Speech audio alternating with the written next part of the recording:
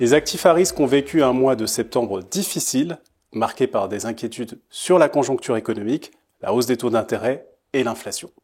Le mois avait pourtant bien débuté, les investisseurs ayant bien anticipé la hausse des taux de plusieurs grandes banques centrales, et notamment la Banque centrale européenne.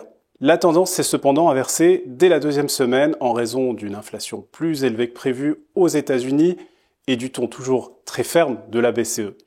Ensuite, les banques centrales de 5 pays développés, les États-Unis, la Suède, la Suisse, la Norvège et le Royaume-Uni, ont relevé leur taux directeur, renforçant l'aversion pour le risque chez les investisseurs qui prennent acte que le resserrement monétaire sera sans doute plus brutal que prévu en dépit d'une activité économique en risque de récession. Au final, les marchés actions ont enregistré 3 semaines consécutives de baisse, tandis que les taux longs ont poursuivi leur remontée pour terminer le mois proche de leur plus haut de l'année.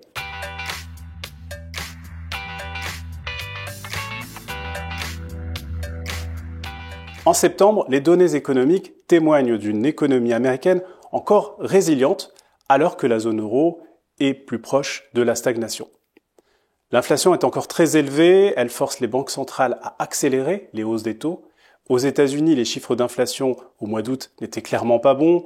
En zone euro, l'inflation, elle, passe désormais à 2 chiffres. Elle atteint 10% en septembre.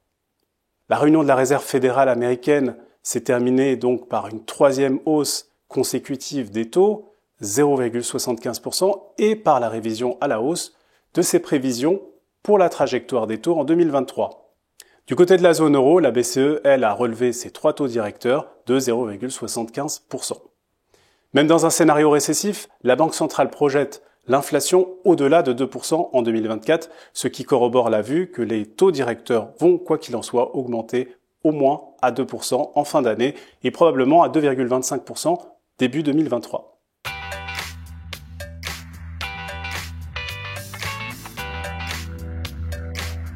Nous continuons de rester prudents en raison du contexte inflationniste et du resserrement des politiques monétaires des banques centrales. Sur les actions, par exemple, nous restons neutres. Nous pensons que les conséquences de la crise énergétique vont faire entrer la zone euro en récession cet hiver.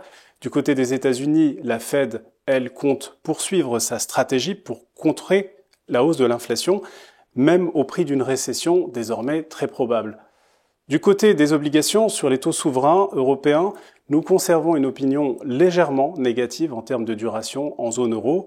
Les taux d'intérêt ont déjà beaucoup augmenté et si l'essentiel de la hausse est probablement derrière nous, la pression haussière sur les taux pourrait perdurer à court terme tant que l'inflation sous-jacente est encore en hausse. Du côté des obligations d'entreprise, nous avons commencé à surpondérer les obligations les mieux notées qu'on appelle investment grade, en plus des obligations d'entreprise dites à haut rendement en Europe.